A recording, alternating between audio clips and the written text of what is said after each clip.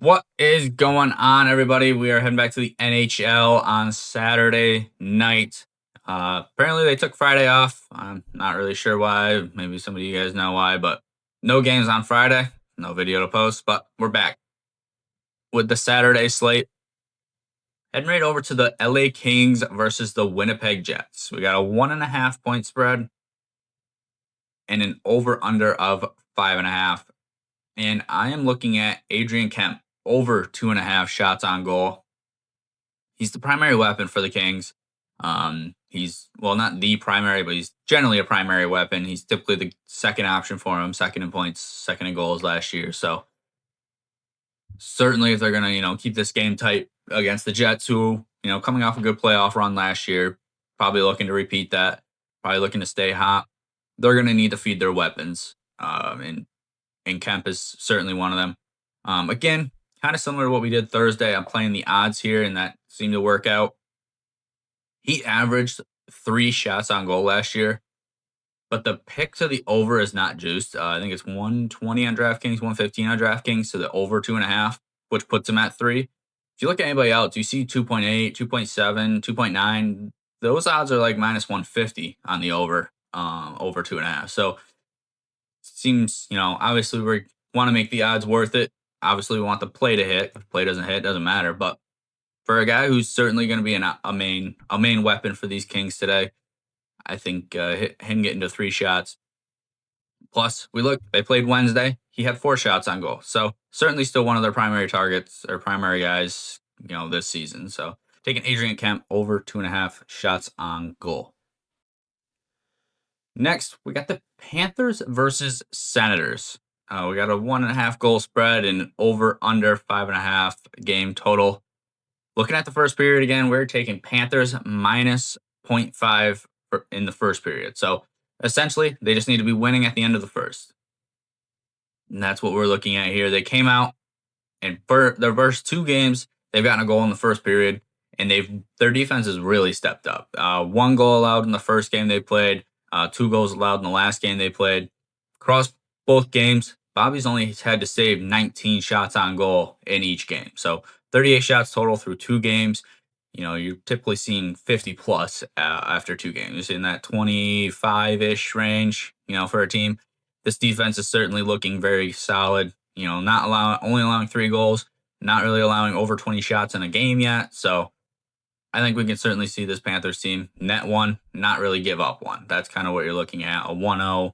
That's kind of what we're thinking for a first period. They just need to be winning. They get 2-1, 2-0, 3-0. Who cares? But they just need to be winning. So that's what we're looking at. Panthers minus 0.5 first period goals. Up next, we got the Bruins versus the Sabres. Got a 1.5 point spread and over under of 5.5 total goals. On the 3-way money line, we're taking the Bruins. So this is 60 minutes and includes the tie. We're taking Bruins on the 3-way money line. They've come out looking great on offense on the first 2 games. They put 7 goals in so far. So, 3.5 goals per game will certainly net you some wins. And they're consistently keeping that pressure on offense. So, they've had 25 plus shots in each of their first 2 games as well. So that certainly, keeps them in the offensive zone, doesn't put as much pressure on their defense, on their goalies. So I think they can, just keep berating this Sabres offense. If you're winning a faceoff, keeping the puck in the offensive end, you're ripping 3, 4, 5 shots. Eventually, one of those is going to fall in if they can't clear you out of there. And that's what this Boston team has looked like. They have just kept the pressure on, keeping the puck in the offensive end, and they're just ripping shots, keeping shots, and eventually they fall. So that's kind of what we're expecting here. We are looking 60 minutes. This goes to overtime. We lose the bet. But I think they can go ahead, get the win in regulation time. Plus, Pasta has come out looking great, and I think he continues that. He's got 4 points in the first 2 games, which is certainly formidable.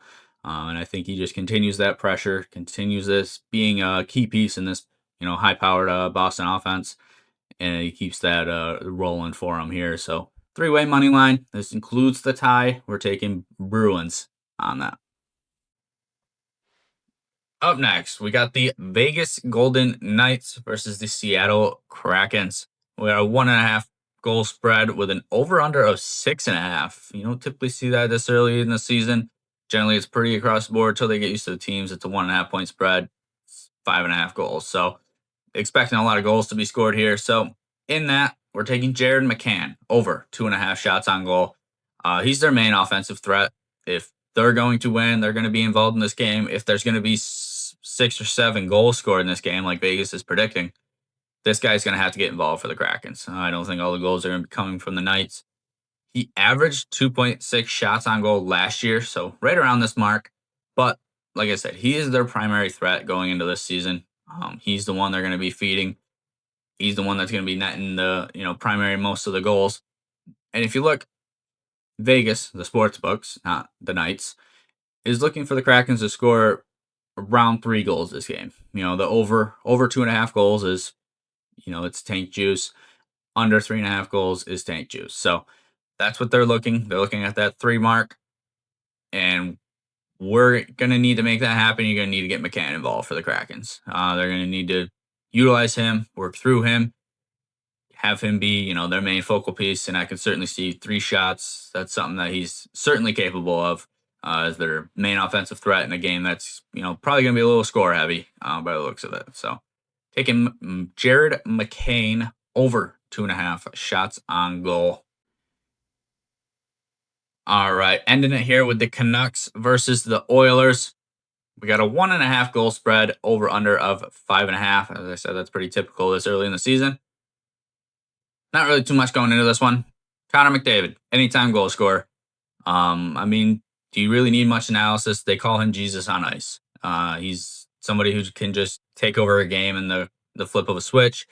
You can see when he's decided we're going to win this one, and it's him. It's him all the way. He didn't score against the Flames in their opening game. They lost. I don't think this Oilers team wants to start 0-2. I certainly don't think Connor McDavid, who didn't take a max contract in order to win, in order to get a Stanley Cup, in order to add that to his resume, he left some money on the table that the Oilers were offering and said, no, go get me some people so I can win. He doesn't want to start 0-2. And I think we see that. I could certainly see him getting this in the first period. He comes out, sets the pace, sets the tone of the game, takes over. And you can see, when he's got the puck and he's decided we're going to win this one, it's a different Connor McDavid. He's certainly good when he's on the ice doing whatever. But when he flips that switch, there's not many teams or many defenses that are going to be able to stop him. And even when they played in the playoffs last year, granted he didn't win the Stanley Cup, but the games he turned it on, the games he flipped that switch, you would like from your superstar to do that every night, but sometimes it's just not possible. There's just something that goes on in their heads that they take over, and nobody stopped him. He would net 2 goals, he'd get 2 assists. It was just things, he was doing things that just couldn't be done. And there was really nothing the defense could do. I expect him to come out here, not start 0-2. I think he's going to take over this game, and he's going to do it really early. Could certainly see a goal scored in the first period for him. So anytime goal scorer, Connor McDavid. To wrap up our 5 picks for the NHL slate on Saturday night. Got a full slate. I think there's 10, 12 games that are going on, so definitely a lot to pick from. But these are my 5 picks. Let me know if you're tailing.